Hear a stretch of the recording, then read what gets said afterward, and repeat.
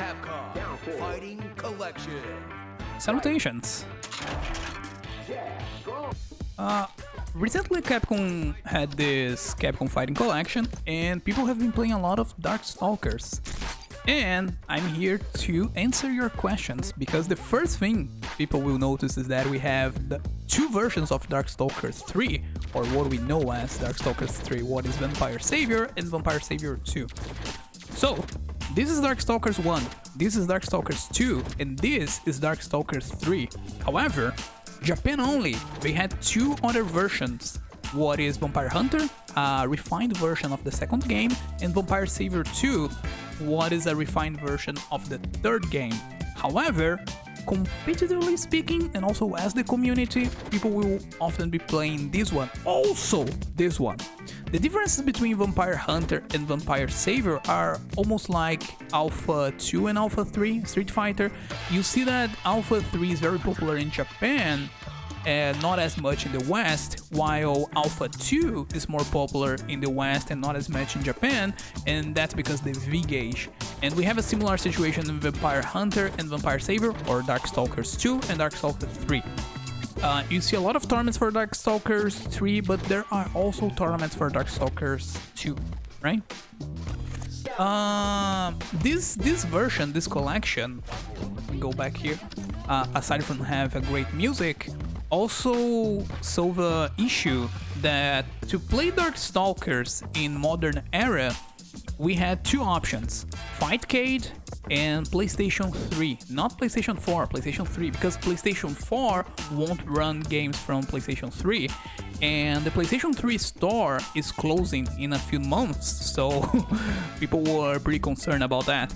But now we have this on PlayStation 4, and the good thing to have this on PlayStation 4 is that PlayStation 5 runs PlayStation 4 games. So we know we'll be able to play this version of Darkstalkers for the years to come, like a decade maybe, right? Another issue between Fightcade and a proper PC release is that Fightcade, first thing, millions of people will buy this game, and you don't have millions of people playing Fightcade at the same time, right? You hop there and you might find 20 people in the game if it's a good day. In some cases you might find like 3 people like available to play, and maybe they are even away, right? And in this game, if you hop in this game right now, you will find people to play.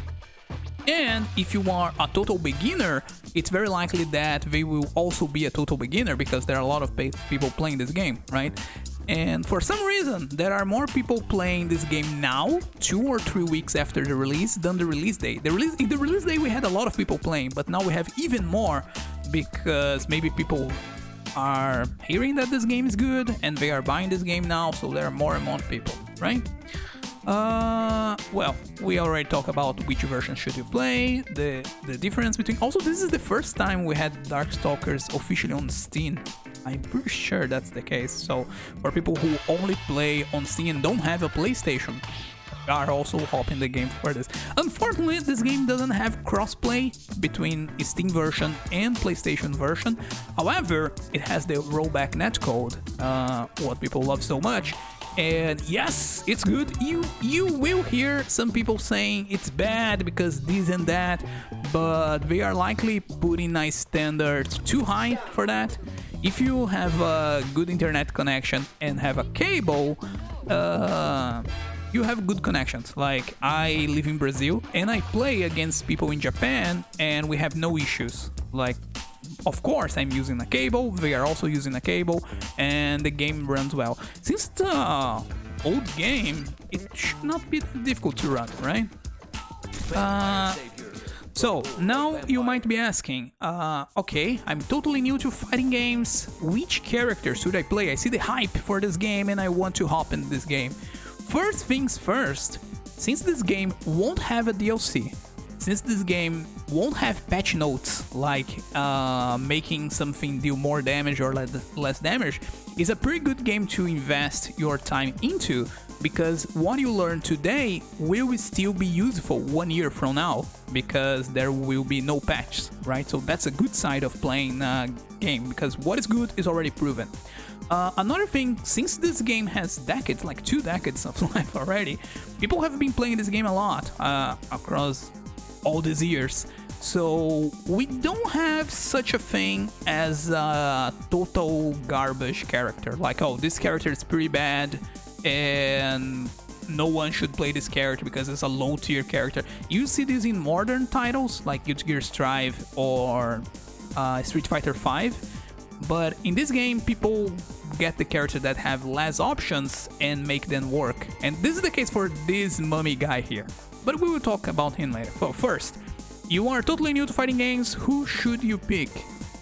I would recommend Felicia, the cat lady, and Gallon, the wolf guy. Because their game plan is pretty simple, their execution is pretty simple too. This means they are the weakest characters in the game? No, probably this crown will go to this guy, but as like functionality, like pick and play and have results, I think these will be the two quick to go. They are not the worst characters in the game, they are not the strongest characters in the game, but they are really good for you to just start and get going, right? Now, if you already played fighting games, maybe you are gold rank, you already have some experience with fighting games, you know what you're doing, you know how to do a Hadouken, how to do a Shoryuken. Maybe you have some fun with Morrigan, with Lilith, with Dimitri, and also with Boleta, QB. If you are feeling bold, this guy, and surely Lei-Lei too. So let me talk about this guy specifically here. Morrigan is like the Ryu Arcane of this game. She has a Hadouken, she has a Shoryuken, she's pretty basic, right? Dimitri is her counterpart.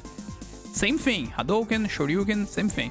So Lilith, since Lilith is very similar to Morrigan, people would think, oh, so this is the Ryu and Ken of this game, Lilith and Morrigan. But no, actually it's Morrigan and Dimitri. Lilith, she's similar to Morrigan, but her game plan and her strategy is a bit different. It's not harder or easier, it's just different, right? And every character in this game are very weird. Like, I say Ryu and Ken just to have a thing to compare, but they don't have a Tatsu, for example, right? It's pretty different. Also, Morrigan, her movement is similar to Inu's in Guilty Gear. Inu, or we can say that Inu's movement is similar to Morrigan. Her dash is like you can do some cross up and all stuff. So these are all characters. This is true for any character in this game. Any character you get here, they might be easier to get in or difficult to get in, but a good player will make them work anyhow. No? This character, people will say she's one of the most difficult characters in the game and she has this fame, but actually it's because Sako, a popular professional fighting game player, used it to play her back in the day, and he used it to do a combo that people will call a Sakombo, right? And that's pretty difficult to pull off. So it's not like you see people playing Bullet Online and they will destroy you because she's very good. No, she's I won't say she's the weakest character in the game, but she's the strongest. It will be a player-based thing. If the player is really good, she'll be really good. If the player is not as great, he will have challenge with her, right? QB is a rushdown character. She has this idea of going for cross-up, overhead, angles. So she's really good. If you already played characters like this in other fighting games, you might have a good time with her. I said if you are bold, go for this guy because he has some unblockable, some stuff, but you need to know what you're doing to make it work, right? Lei-Lei, I think it's one of the most balanced characters in this game. So if you have some experience, you have some fun with her. The other character I mentioned there is this guy here. So this guy, I won't recommend you to pick this guy if you are new to fighting games, because he doesn't have access to many of the other universal mechanics that other characters have. So it's pretty weird, I would say the word, to play with him. It's not impossible to win tournaments with him. You see people winning tournaments with him, but I think it's more because the other players have a lack of matchup, because since people think he's the weakest character in the game, people underestimate him and then they got destroyed by him. It's something like that. If you study him, you can take care of him. But if you are new to fighting games, I would not have recommend to pick this character because he lacks many of the universal mechanics, like I said. If you are a very good player, you already play other Capcom games and you play Guilty Gear and other games and you are used to this kind of world here, top tier here would be this guy and this guy, these two guys here. Zabel, he's very simple to execute and but his game plan is very effective in this game.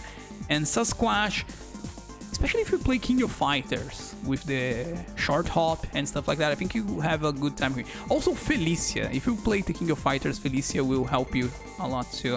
But these two characters, if you see people doing tier lists, these two will be at the top. Who will be top 1 or top 2 will change from person to person, but often these are the top 2 picks for most people. And this guy here, if he's not top 2, he's top 3. He's pretty good. He's the scrub killer of this game. Like, if people don't know what's going on in the game, he can go fast through them. He's a pretty good character. Like Nuki, what was Daigo's rival in the old days for fighting games, he used to play this character. I guess Daigo played some of this character too. So there are a lot of people who enjoy this samurai dude here. But that's it. I hope this is a brief and somehow good introduction to Darkstalkers. The game is pretty cheap. It's not a full price game. It's a collection. Actually, it comes with 10 games, right? 5 of them being Darkstalkers. And when you are looking for ranked matches, and you find a lot of people ranked matches, you can queue up for more than one title. So you can queue up for Vampire Savior and Vampire Hunter at the same time, for example. And which game he finds the match first, you can play that thing, right? So it's a pretty good game, a pretty good collection. I think we will see more of this game for the years to come, like I said. So if you are interested, give it a try and have fun. See ya.